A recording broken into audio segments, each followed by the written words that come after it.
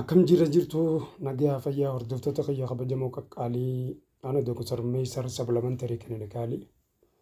Meeysar Supplementary Clinicaliin gaa wallaansa idilee agalgiloota bakki nuti itti kan nuti argamnu zaataan Itoophiyaa keessaa Harar Nookitti argamna. Kanaaf warroottan hedduun online irraayis zaataanis dhufanii information online irraa argatan zaataan dhufanii wallaanamaa jirtanii hedduu galatooma isin jenna teekinooloojii fayyadamuu keessaniif. Akkasumas Meeysar Supplementary Clinicaliin gaa yeroo dabalata isaa online irrattis mana taa'anii biyya alaa warri jiraatan biyya keessa warri jiraatan warroottan daataa online fayyadaman hundinuu online mana isaanii taa'anii akkaataa itti wallaanaman haala dhibee isaanii kamiifuu odoo waciif hin saaxilamne akkasitti naachuraalii dawaalee uumamaa mana keessa kan jiru kan kuduraalee irraa ta'e akkaataa isaan itti fayyadamanii ittiin dhibdee isaanii wallaanaman barsiisuu irratti argamaa. Kanaaf hedduu galatoomaa. Arra paartiin afuraffaa dhimma rifeensaa akkuma itti fuunee jira. Paartii afuraffaarra jira. Paartii afuraffaa keessatti dawaa 3 kan rifeensa magarsuun isin barsiisa. Dawaa 2 immoo kan rifeensa akka magarre godhuun isin barsiisa jechuudha. Kanaaf qalbiidhaan dhaggeeffadhaa. Dawaan 2 kan rifeensa akka magarre taasisu. Dawaan 3 immoo kan rifeensa akka magaruun taasisu. Paartii lamaan kanattiin dhiyaadhee jira. Kanaaf na hordofaa isiniin jaa. Amma akkasuma Meeysar Supplementary Clinicaliin gaa tajaajila wallaansa idilee kan irratti kan argamu keessattuu batalayyi kintaarot yeroo dheeraaf agalgilooti kan ture baasuur kintaarot kan jedhamu kana daqiiqaa 30 keessatti baqa isaaf ilaalan malleetti wallaannee walaba taasifna. Akkasuma ammas wallaansa halaalaatis namuu bikka jiru taa'ee naxaa sarviisiidhaan dawaa isaaniif erguu dandeenya. Bilbila asirra jiru kanaan haala dhibdee keessanii nutti himattanii dawaa nu bira argachuu dandeessan isin jenna. Akkasumas zaataanis warra dhufuu barbaadan iddoo nuti itti argamnu Itoophiyaa keessaa Harar Nookitti argamna. Kanaaf agalgiloota keessan Meeysar Supplementary akka waan godhataniif hedduu takka isin galatoomfanna. Kanaaf galatoomaa isin jenna.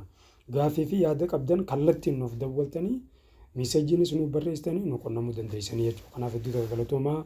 Amma hara dawaa keenyaatti dawaa barsiisuu keenya hayaanu.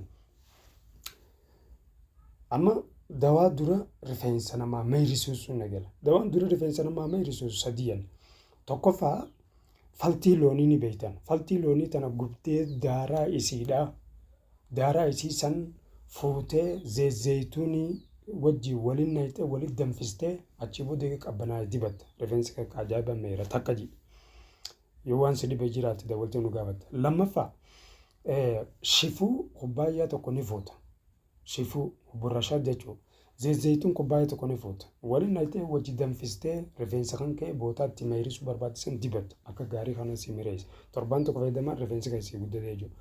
Sadaffaa zayita laafindar maanka 2 fuuteeti.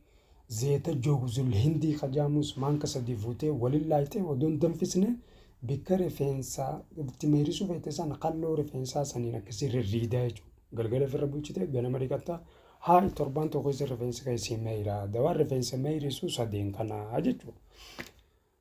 Itti aansee paartii lammaffaa dawaan rifeensa akka meeyrina godhu lammisaaree rifeensa bobaa jira rifeensa areedaa akka meeyrifannu yoo barbaaddanis barumsa waan ta'eef isin hima. Takkaffaa hadhooytuu lukkuu yeroo qalamte hadhooytuu keessaa qabdi. Hadhooytuu isii san fuutee yoo bishaan isii keessaa qaruuran naqattee rifeensa kan kee bikka akkatti magarri barbaaddisan haaddee yoonii fi egaa adde booda hadibdu taate guyyaa 3 keessatti dibdee fayyadamnaan rifeensi inuma meeyruu jechuudha bikka sanitti. Obboleen kiyya dhagaa. Akkasumas dawaan lammaffaa kan rifeensa akka magarre godhu. Amma barumsaaf isin hime beekte. Kanaaf mixii ni beektanii daraaraa isii jira. Daraaraan mixii jira. Mana bikka isin galtuu addaanatti tokko jira. Isa sana harkattanii yoonii fi walii qabdanii bakka zayituunii wajjin takkaa'uu hurreessitanii zayituunii wajjin walii danfistanii yoo dibattan bakka rifeensi hin meeyru jechuudha. Akkasuma mixii mataa isiidha hanga tokko yoo walii qabdanii hurreessitanii yoo eegee hurreessitanii booda isii tana dibattan rifeensi hin meeyru jechuudha bikka itti mixii dibde sanitti. Kanaaf hedduu takka galatoomaa. gaafii qabdanii fi yaada qabdan dhibee kamirraa dawaa isaa kan barbaadan dawwalaa nuuf hima meeseejiidhaan nu barreessaa waan filannoon keessan meesar godhataniif dawaalee biraatiin hanga walitti deebinu nagaan.